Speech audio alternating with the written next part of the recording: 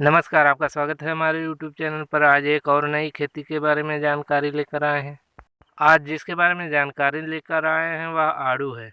आड़ू की गिनती गुठली वाले फलों में की जाती है। इसकी खेती नकदी फसल के रूप में करते हैं। आड़ू की उत्पत्ति का स्थान चीन और ईरान को बताया जाता है और इसकी खेती कई देशों में होती है।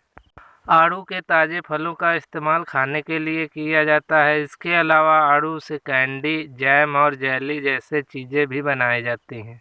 यह फल थोड़ा ज़्यादा मीठा होता है, जिसके कारण इसका फल अधिक स्वादिष्ट और रसीला होता है। आड़ू की तुड़ाई का समय अप्रैल-जुलाई महीने तक का होता है।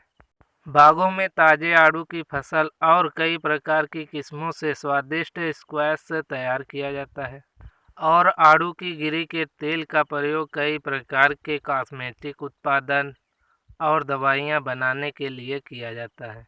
इसमें आयरन, फ्लोराइड और पोटेशियम की भरपूर मात्रा होती है। आड़ू की खेती भारत में कई राज्यों में होती है।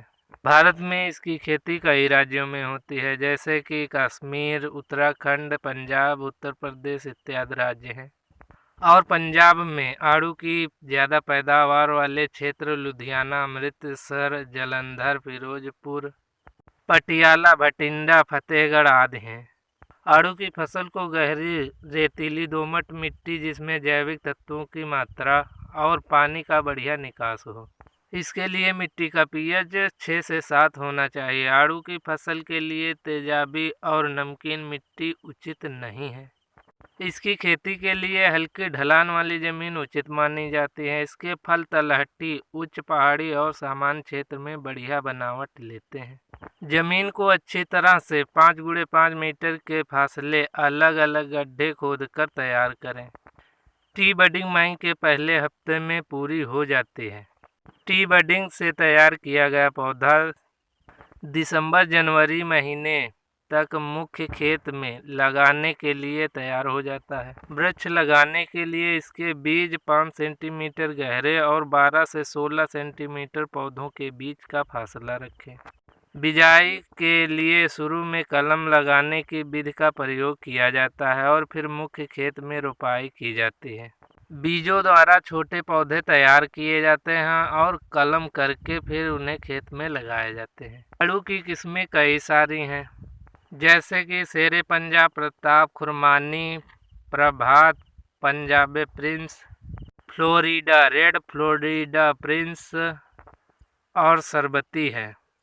सरबती की औसतन पैदावार 100 से 120 किलो प्रति वृक्ष होती है। प्रजनन के लिए कलम लगाने वाली विधि का प्रयोग करें। नए पौधे तैयार करने के लिए सरबती, खुरमानी किस्में प्रयोग की जाती हैं। आड़ू को भारी और लगातार काट छांट की ज़रूरत होती है। कटाई छटाई अक्टूबर के आखिरी हफ्ते में करनी चाहिए। अंकुरित पौधों को पानी लगाएं और अनावश्यक शाखाओं को काट दें। आड़ू का नया पौधा लगाने के लिए इसका कद 35 इंच होना चाहिए। आड़ू की जड़ें स्थायी होती हैं, जो लगातार जुताई करने से क्षतिग्रस्त होती हैं।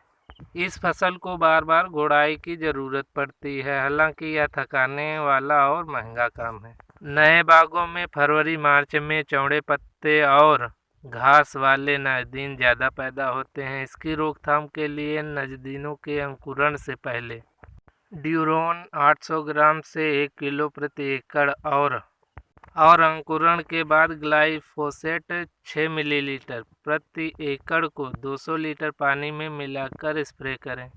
पौधों की बिजाई के बाद तुरंत सिंचाई करें। बारिश के मौसम में पौधों को पानी की ज़रूरत नहीं होती है। इस फसल को नाजुक अवस्था में सिंचाई की ज़्यादा ज़रूरत होती है, जैसे कि सूखा पड़ने पर, फूलों के अंकुरण पर, कलम लगाने की अवस्था पर। फलों के विकास के समय फसल को सिंचाई की आवश्यकता होती है। पत्तों पर गहरे भूरे रंग के धब्बे पड़ जाते हैं। पत्तियों के गिरने या कलियों के सूखने के समय कप्तान या थीरम 0.2% का स्प्रे करें।